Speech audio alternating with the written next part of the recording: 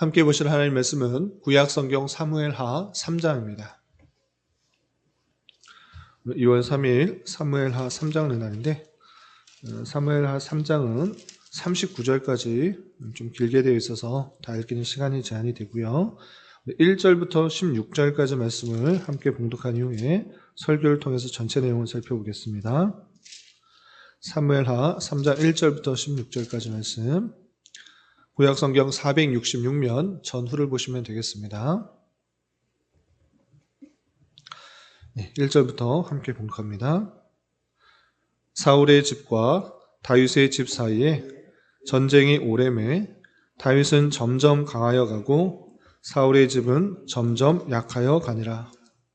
다윗이 헤브론에서 아들들을 낳았을 때 맏아들은 암논이라 이스라엘 여인 아히노암의 소생이요 둘째는 길르압이라 갈멜 사람 나발의 아내였던 아비가일의 소생이요 셋째는 압살롬이라 그술왕 달메의 딸 마아가의 아들이요 넷째는 아도니아라 학깃의 아들이요 다섯째는 스바디아라 아비달의 아들이요 여섯째는 이드르암이라 다윗의 아내 에글라의 소생이니 이들은 다윗이 헤브론에서 낳은 자이더라. 사울의 집과 다윗의 집 사이에 전쟁이 있는 동안에 아브넬이 사울의 집에서 점점 권세를 잡으니라. 사울에게 첩이 있었으니 이름은 라스바요 아이야의 딸이더라. 이스보셋이 아브넬에게 이르되 내가 어찌하여 내 아버지의 첩과 통가하였느냐 하니 아브넬이 이스보셋의 말을 매우 분하게 여겨 이르되 내가 유다의 개 머리냐? 내가 오늘 당신의 아버지 사울의 집과 그의 형제와 그의 친구에게 은혜를 베풀어 당신을 다윗의 손에 내주지 아니하였거늘 당신이 오늘 이 여인에게 관한 허물을 내게 돌리는도다. 여호와께서 다윗에게 맹세하신 대로 내가 이루게 하지 아니하면 하나님이 아브넬에게 벌 위에 벌을 내리심이 마땅하니라. 그 맹세는 곧 이 나라를 사울의 집에서 다윗에게 옮겨서 그의 왕위를 단에서 브엘세바까지 이스라엘과 유다에 세우리라 하신 것이니라 하매 이스보셋이 아브넬을 두려워하여 감히 한마디도 대답하지 못하니라.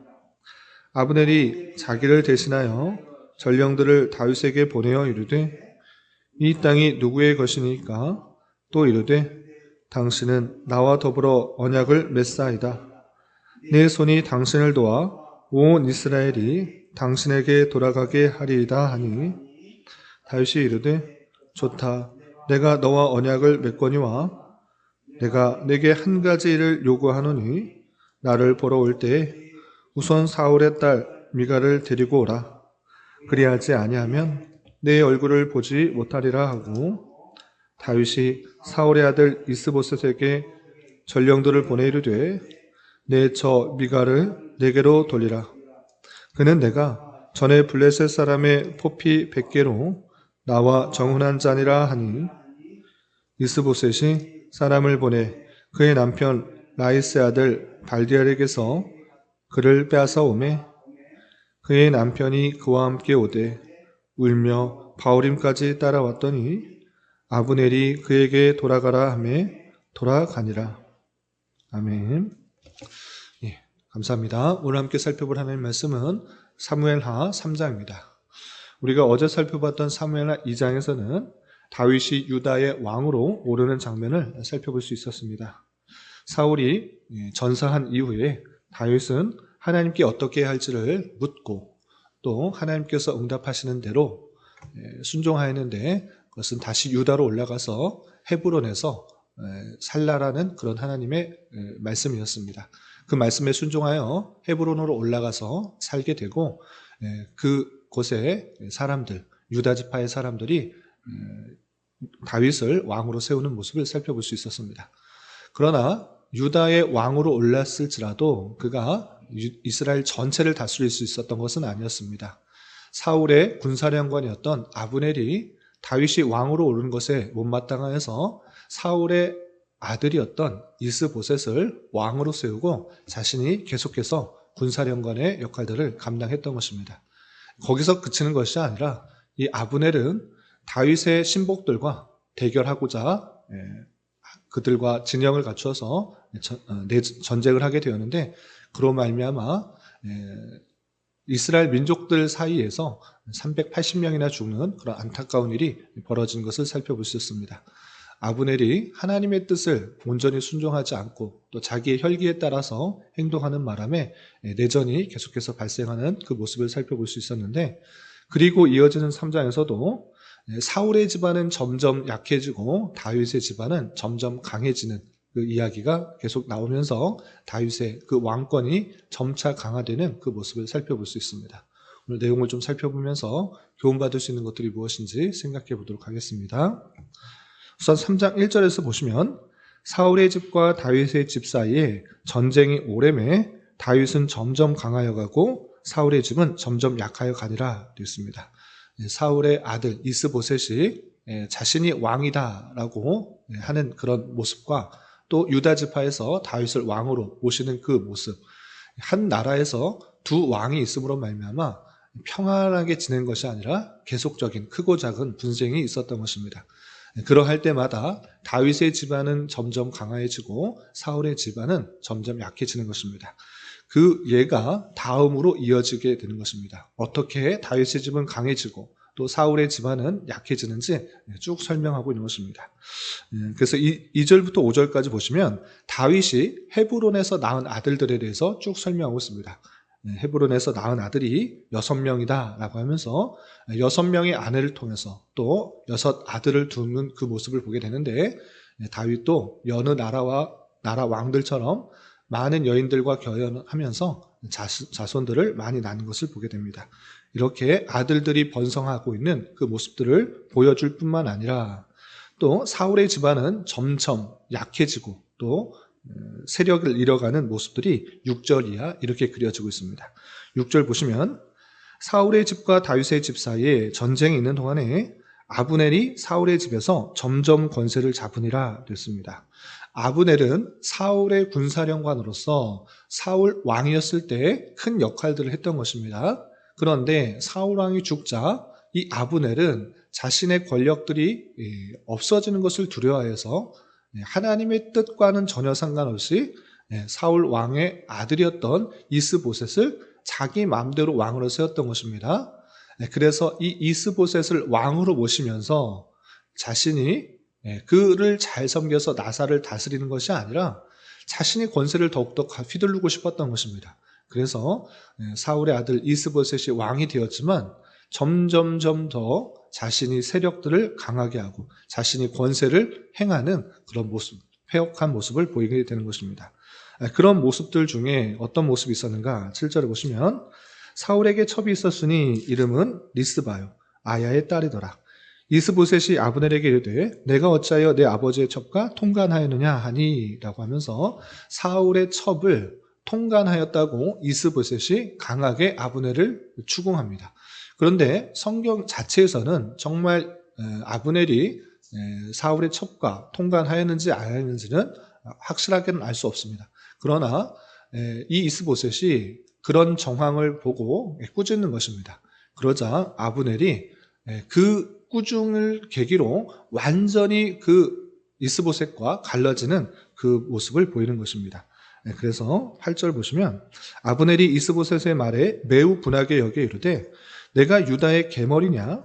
내가 오늘 당신의 아버지 사울의 집과 그의 형제 그의 친구에게 은혜를 베풀어 당신을 다윗의 손에 내주지 아니할거늘 당신이 오늘 이 여인에게 관한 허물을 내게 돌리는도다 라고 하면서 억울하게 내가 누명을 썼다. 당신이 쓸데없는 오해로 나를 꾸중하였다. 내가 당신을 왕으로 세웠는데 어떻게 나를 이렇게 업신여기냐라고 하면서 분하게 여기는 것입니다.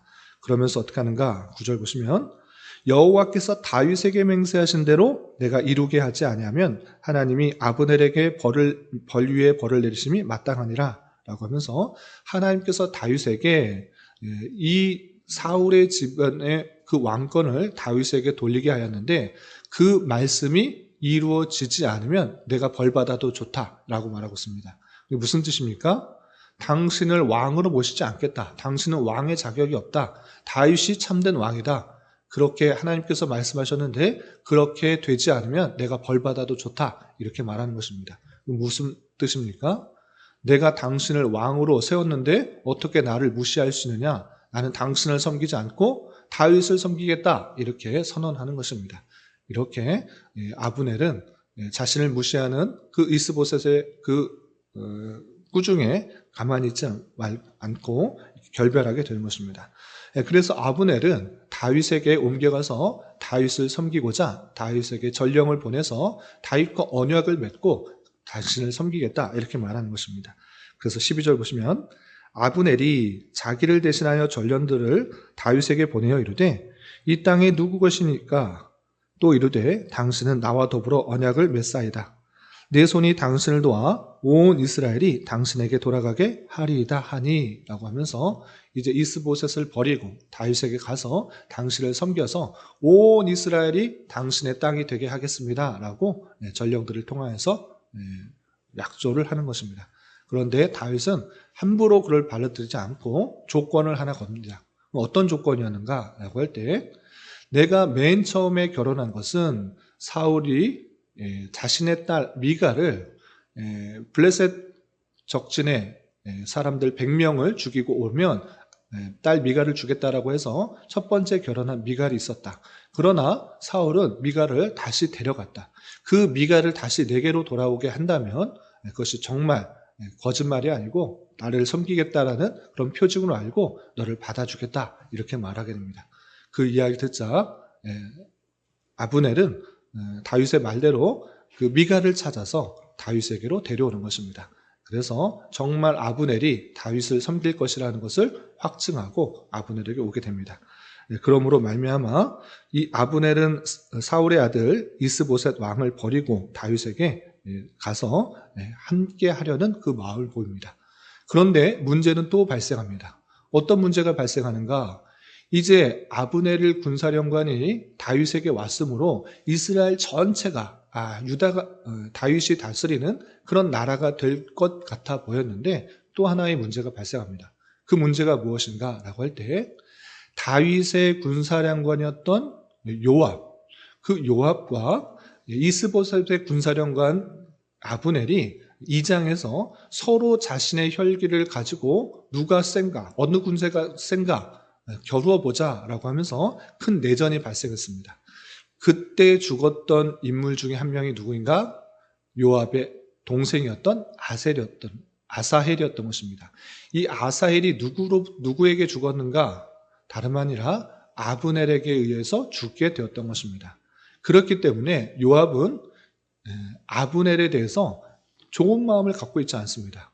내 동생을 죽였다? 그럼 내가 언제든지 복수하리라. 이런 마음을 갖고 있었는데 이 아브넬이 이스보셋을 버리고 다윗에게 왔다는 말을 듣고 좋게 받아들인 것이 아니라 그가 음모를 꾸기고 당신을 죽이려고 하는 것입니다 라고 말하면서 그를 처단하는 내용이 22절부터 이어지게 됩니다. 어떤 내용인가 좀 보겠습니다. 아브넬이 왔을 때 요압이 어떻게 반응하는가, 그것이 24절에 이렇게 그려지고 있습니다. 24절 보시면 요압은 다윗의 군사령관인 것입니다.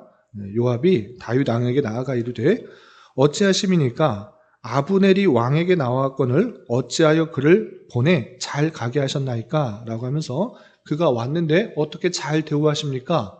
이렇게 묻는 것입니다. 왜 잘 대우해줬다고 문제 삼는가? 25절 보시면 왕도 아시려니와 넬의 아들 아브넬이 온 것은 왕을 속임이라. 그가 왕이 출입하는 것을 알고 왕이 하시는 모든 것을 알려고 함이니이다 라고 말하면서 그가 온 것은 왕이 어떻게 지내는지 그 샅샅이 내용을 살펴서 당신을 죽이려고 하는 것입니다. 왜 그것을 알지 못하고 그를 받아들였습니까? 그와 동맹하고 그와 언약을 맺습니까? 라고 요압은 그 문제시 삼는 것입니다. 그래서 요압은 그 아브넬에게 어떻게 했는가 보시면 27절 아브넬이 헤브론으로 돌아오매 요압이 더불어 조용히 말하는 듯이 그를 데리고 성문 안으로 들어가서 거기서 배를 찔러 죽이니 이는 자기 동생 아사엘의 피로 말미암음이더라 라고 표현하고 있습니다. 동생이 자기 동생 아사엘이 이 아브넬로부터 죽었다는 것을 용서하지 않고 계속 마음에 품고 있다가 아브넬이 다윗에게 밑으로 돌아오려고 한다라는 그 소식을 듣고 조용히 불러서 성 안에서 배로 찔러 죽인 것입니다. 이렇게 이 요압은 또 다른 사사로운 그런 마음을 가지고 있었기 때문에 아브넬을 받아들이지 못하고 죽임으로 말미암아 또 다른 혼란 가운데 나타나게 되는 것입니다. 아브넬이 요압에 의해서 죽임을 당했다라는 소식을 듣고 다윗은 어떻게 하는가? 28절을 보면 이렇게 되어 있습니다. 28절. 그 후에 다윗이 듣고 이르되 넬의 아들 아브넬의 필에 대하여 나와 내 나라는 여호와 앞에 영원히 무죄하니 그 죄가 요압의 머리와 그의 아버지의 온 집으로 돌아갈지어다 라고 말하면서 내가 그를 죽인 것이 아니라 나는 그를 받아들이려고 했는데 요압이 자기의 혈기를 누리지 못하고 동생의 원한, 동생의 죽음을 복수한 것입니다. 복수한 것이다. 이것은 요압의 벌이지 내가 한 것이 아니라라는 것을 밝히고 있는 것입니다. 다윗은 그를 품고 이스라엘 전체를 하나로 만들기 원했으나 요압은 자기의 혈기를 누리지 못하고 복수함으로 말미암아 또 아브넬이라는 귀한 장수가 또 죽임을 당하는, 같은 민족으로부터 죽임을 당하는 그런 일들을 보게 됩니다. 그리고 나서 31절 이하 39절까지는 그 죽은 아브넬을 잘 장사하고 그를 위하여 애가를 만들어 부르도록 하는 것입니다. 32절 보시면 아브넬을 헤브론에 장사하고 아브넬의 무덤에서 왕의 소리를 높여 울고 백성도 다 우니라 라고 하면서 내가 그를 미워해서 죽인 것이 아니라 요압이 죽인 것이다. 나는 그를 아끼려고 했다라는 것들을 보여주면서 다윗이 얼마나 넓은 사람인가, 그 마음이 넓은 사람인가를 보여주는 행동을 하는 것입니다. 원수까지도 사랑하고 품으면서 한 나라를 이루기 위해서 애쓰는 왕의 면모를 잘 보이면서 백성들이 혹여나 나와 반대했던 사람들은 다 물리치고 그냥 보이면 죽인다. 이렇게 오해하지 않도록 그가 정말 마음 다하여 슬퍼하고 애도하는 모습을 보이면서 그 백성들에게 소식이 전하여서 왕은 정말 넓은 사람이구나. 원수까지도 포용할 수 있는 그런 사람이었구나 라고 생각하면서 그 다윗의 그 인격과 또 왕의 면모를 가지면서 점점점 그 다윗의 집안이 흥왕해지고 더 세력이 강해지는 모습들이 나오게 되는 것입니다. 이런 말씀까지가 3장까지 나오는데 이 말씀 통해서 교훈받을 수 있는 것들을 두 가지로 정리하겠습니다. 첫 번째, 어제와 오늘 말씀 그리고 앞으로 이어지는 말씀은 어떤 것을 계속하고 강조하고 있는가라고 할 때 사울의 집안은 점점 약해지고 다윗의 집안은 점점 강해지는 것을 표현하고 있는 것입니다. 그러면 왜 사울의 집안은 점점 약해지고 다윗은 강해지고 그 왕권이 정말 튼튼해지고 있는가를 생각해야 될 것입니다. 그것은 사울이 첫 번째 왕으로 올랐으나 하나님의 말씀을 온전히 순종하지 않고 자기의 뜻, 자기의 생각대로 통치를 하고 쓸데없는 일에 에너지를 쏟는 그 일로 말미암아 하나님의 마음에 합당하지 않아요. 그를 물리치시고 하나님의 마음에 합한 자로서 다윗을 세워가는 그 과정이라는 것들을 잊지 말아야 될 것입니다. 사울은 갑자기 왕으로 올라서 자기가 정말 모든 것을 다 할 수 있는 왕처럼 생각하여서 잘못된 행동을 했지만 다윗은 그 선대 사울의 잘못된 행동을 쭉 보아오면서 반면교사로 삼고 정말 하나님만을 의지하고 하나님께서 나의 피난처시오, 산성이요, 요새시오, 방패시오, 하나님 없이는 아무것도 안 된다라는 것들을 깊이 깨달으면서 하나님께 묻고 하나님께서 응답하시는 대로 나아가는 그 모습들을 보면서 왕으로서의 면모들이 드러나게 되는 것을 보게 됩니다. 이런 것과 마찬가지로 성도에게 있어서 일생의 삶이 어떠한 삶인가 라고 할 때 하나님의 마음에 합한 자로서 계속해서 훈련해 가는 과정이라는 사실을 잊지 말아야 될 것입니다. 그래서 하나님께서는 당신의 백성들을 그 천국 백성으로서의 모습들을 훈련하고 하나님의 마음에 합한 자로 훈련하고 연단하시기 위해서 다양한 환경과 사건을 통해서 오직 하나님만을 의지하고 하나님께만 모든 것을 의뢰하고 하나님의 인도하심에 따라서 살아가고 또 하나님의 어떠하신 분을 깊이 깨닫기 위해서 다양한 사건과 환경을 우리에게 허락하신다는 사실을 잊지 말아야 될 것입니다. 그러므로 말미암아 다윗의 집안이 점점 강하여진 것처럼 우리 또한 다양한 사건과 환경을 통해서 하나님의 마음에 합한 자로 길러가야 될 것이고 개인적으로 뿐만 아니라 교회적으로 더욱더 평안하여 든든히 서가는 은혜가 있어야 될 것입니다. 하나님의 말씀에 순종하고 하나님만을 의지하고 따라가는 그런 인생 속에서 하나님께서 더욱더 강해지고 풍성해지게 하시는 든든히 서가게 하시는 은혜가 있는 줄 알아 그러한 삶을 살아가야 될 것입니다. 그리고 한 가지 더 교훈을 드리자면 어제 말씀에서도 아브넬이 쓸데없는 혈기를 부려 내전이 일어나게 된 것을 보게 됩니다. 자신의 군대들 이스보셋의 신복들 데리고 또 다윗의 신복들과 우리 한번 겨뤄보자, 누가 잘 싸우나 한번 해보자, 이런 쓸데없는 일들을 벌임으로 말미암아 내전이 발생하게 되고 계속 다윗의 집안과 사울의 집안이 전쟁을 벌이는 그런 안타까운 일들이 일어났을 뿐만 아니라 요압의 동생이었던 아사엘이 죽게 되는 일들이 발생했던 것입니다. 이 아사엘이 죽게 된 일로 말미암아 오늘 말씀에서도 요압이 자신의 감정을 이기지 못하고 자신의 동생의 복수를 하겠다, 그 원한을 갚겠다 해서 제 발로 찾아온 그 아브넬을 조용히 찔러 죽이는 일들을 보게 된 것입니다. 정말 그 일을 잘하게 된 것인가? 자기의 혈기와 생각을 잘 누르지 못하고 감정을 통제하지 못하고 내가 그 일들을 벌임으로 말미암아 계속적인 복수와 복수 또 원한을 갚게 되는 그런 일들이 발생하게 되는 것을 보게 됩니다.